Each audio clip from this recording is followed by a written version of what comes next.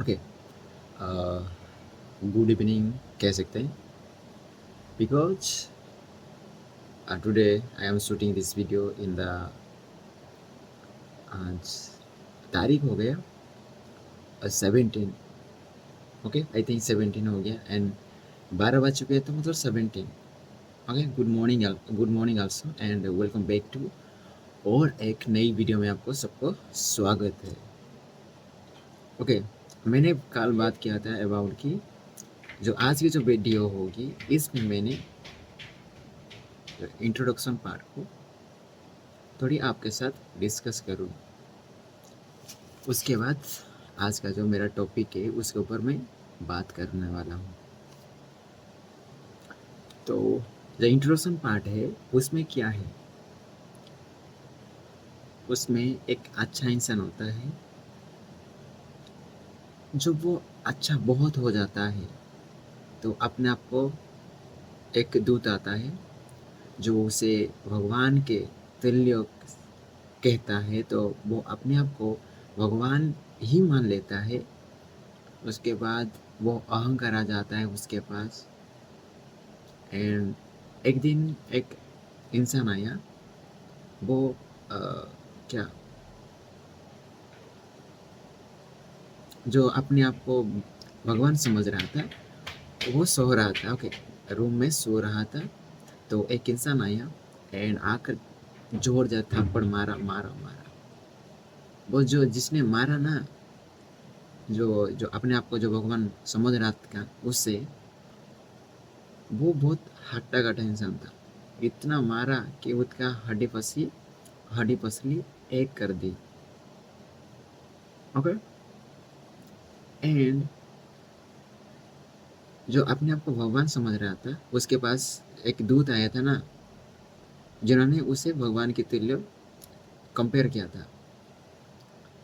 वो उसे जाने से पहले वो क्या किया था कि बोला था उसे कि तू जब भी बुलाएगा, तुझे नीड होगी, तब मैं तेरे पास आऊँगा।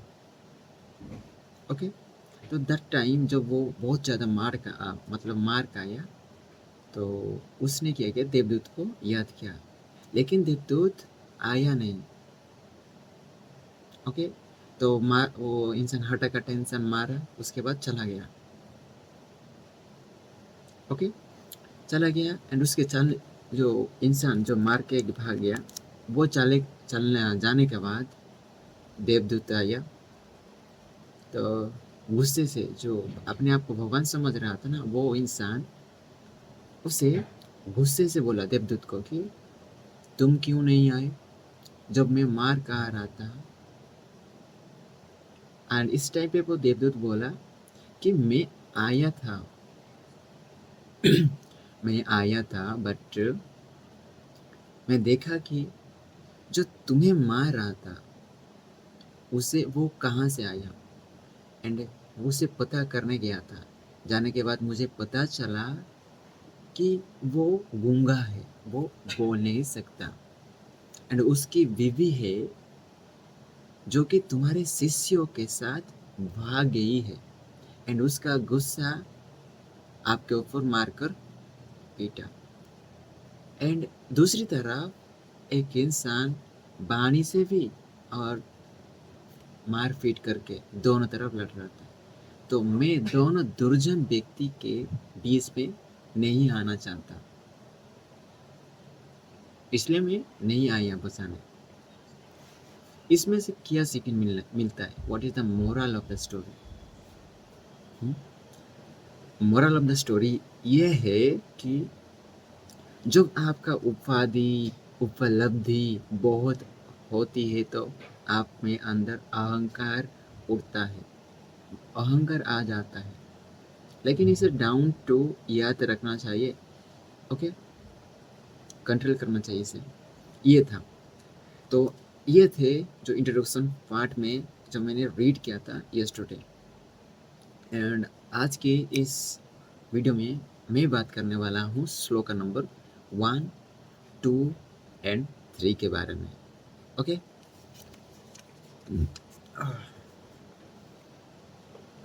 Okay, sloka number 1. Uh,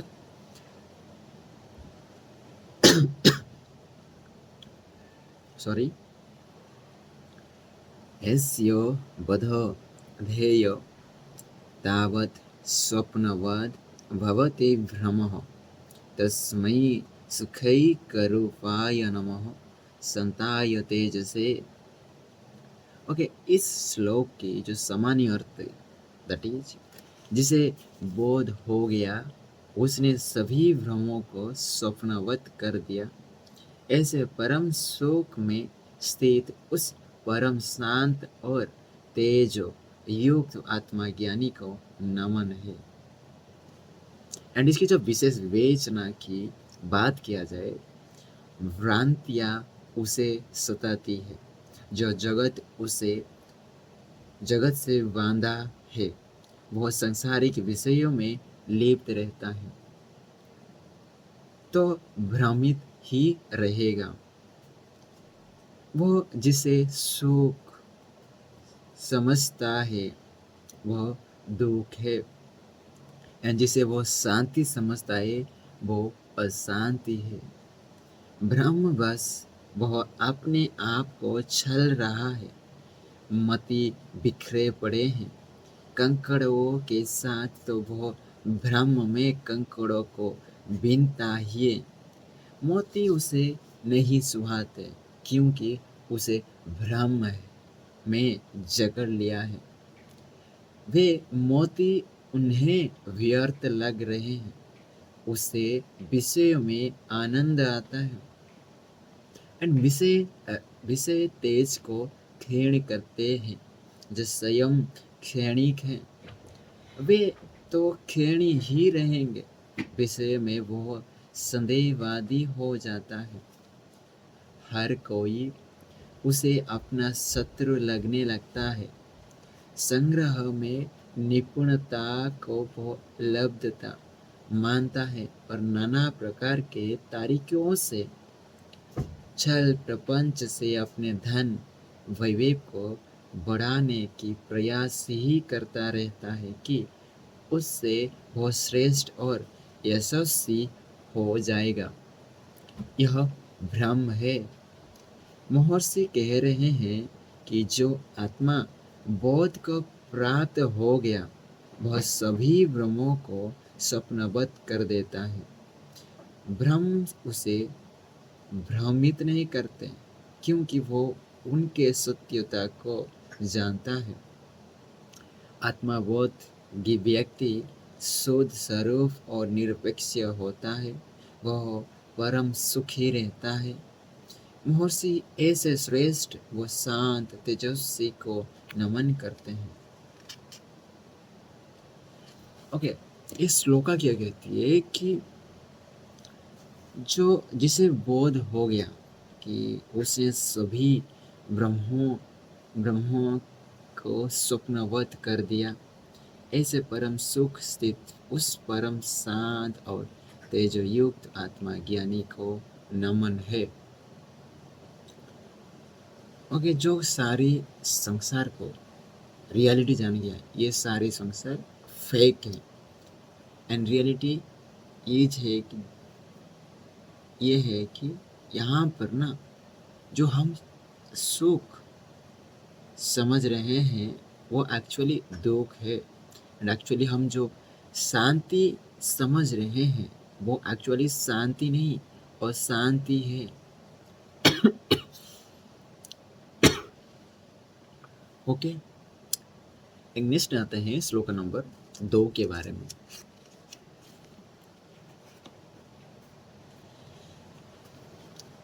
अर्ज युक्त्वा खिलानार्तान् भोगनात्फनोति पुष्कलां न हि सर्वपरित्याग मंत्रेण सुखी भवेत्।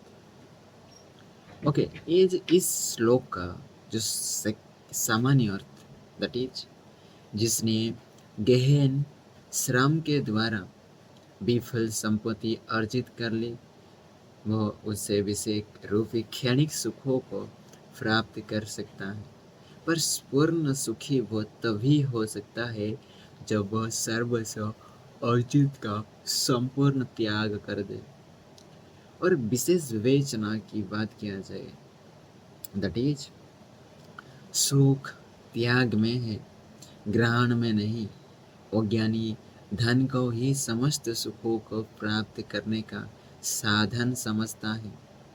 धन है तो सब खरीद सकते हैं, इसके लिए वह सभी उपाय करता है, अत्यधिक श्रम भी करता है और अन्य कुमार्ग से भी धनार्जन करता रहता है। इस धुन में उसे अच्छे बुरे का भी विचार नहीं आता। जो वह कह रहा है वह उसे उचित समझता है। वह मानता है कि धन है तो सब कुछ है।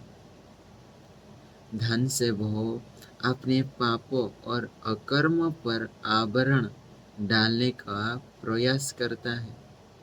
धनी के दोष कोई नहीं देखता, ऐसा उसका भ्रम है, पर वह नहीं जानता कि धन से षटरस व्यंजन खरीदे जा सकते हैं, पर शोक नहीं। जब भूख नहीं तो खाने में कैसा सुख। धन से मखमली बिस्तर खरीद लिया, पर द्वंद्व में नींद कहाँ। वह बिस्तर भी चुभता है। धनवान शायद ही कोई ऐसा हो जो निद्रा के लिए निश्चय तक औषधि ना लेता हो। कहा है इसलिए धनार्जन के पश्चात भी सुख, सच्चा सुख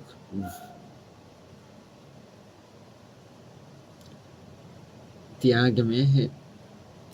महर्षि कह रहे हैं कि विपुल धन संपत्ति अर्जित करने से भोग तो प्राप्त हो सकता है, लेकिन सुख कदापि नहीं।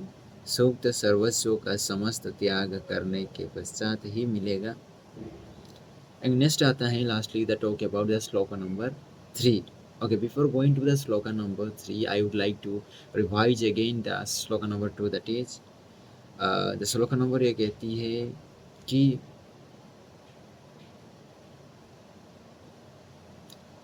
जिसने गहन श्रम के द्वारा विपुल संपत्ति अर्जित कर ली, वो उससे विषय रूपी क्षणिक सुखों को प्राप्त कर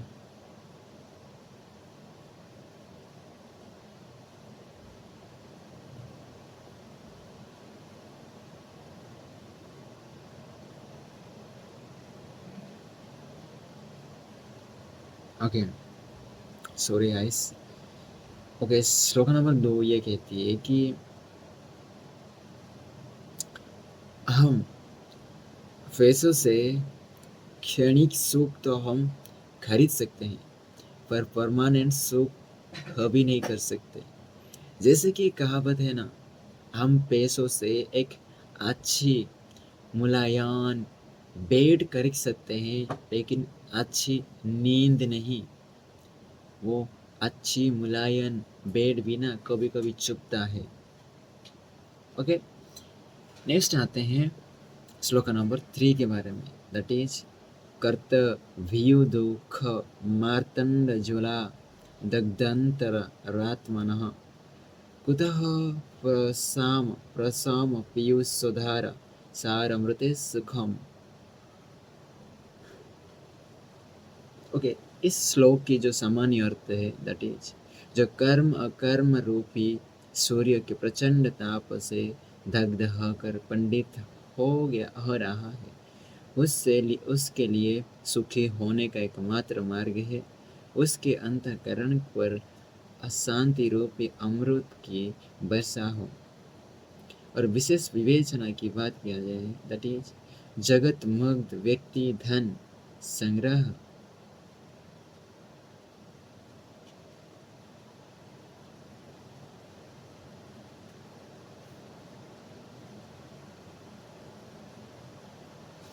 ओके, जगत मुग्ध व्यक्ति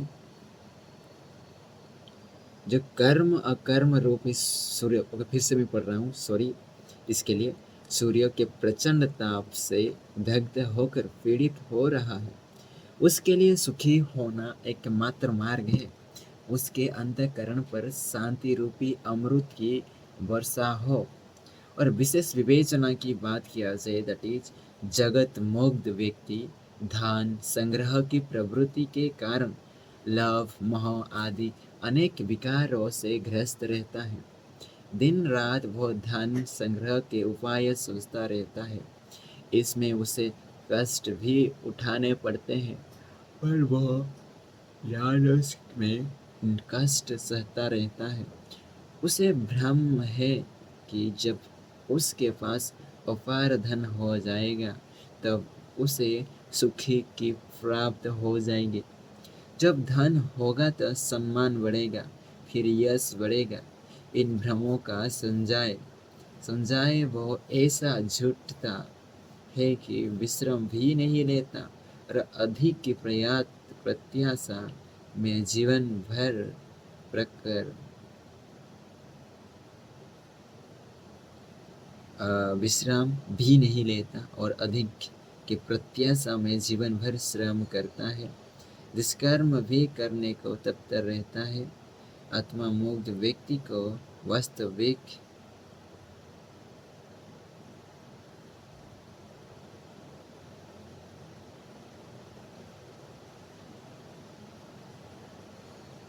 ओके आत्मा मुग्ध व्यक्ति को वास्तविक सुख ज्ञान ही नहीं होता। जीवन भर कठोर श्रम में रत रहता है। देह अक्षीण हो तो नहीं है, समय के साथ जीर्ण शीर्ण होती जाती है। थकान के बाद अशक्तता और क्षमता के कारण आत्ममुग्ध व्यक्ति संग्रह किए गए अपार धन का अब कई उपभोग कर पाने में अक्षम जाता है। क्रूरता और अपने कर्म को रोता है। उसके दुखों का पराबार नहीं रहता। महर्षि कहते हैं कि कठोर श्रम के आश्रम अकर्म करने वाला प्रचंड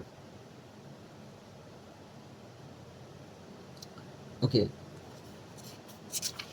ओके ये था श्लोक नंबर 3 तक। ओके श्लोक नंबर 3 में कंसाइसली कहना चाहूँ तो कि ये कहना क्या चाहती है मैसेज।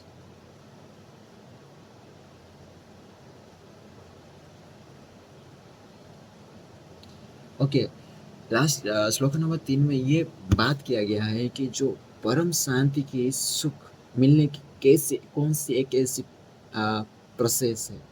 एक प्रोसेस लिखा है, वो प्रोसेस है दैट इज कि आपकी जो अंतःकरण में अगर आप शांत ला सकते हो एंड विस्मृत कर सकते हो अपने आप को, then you are in the peace. आप अच्छे शांत में रह सकते, शांति में है।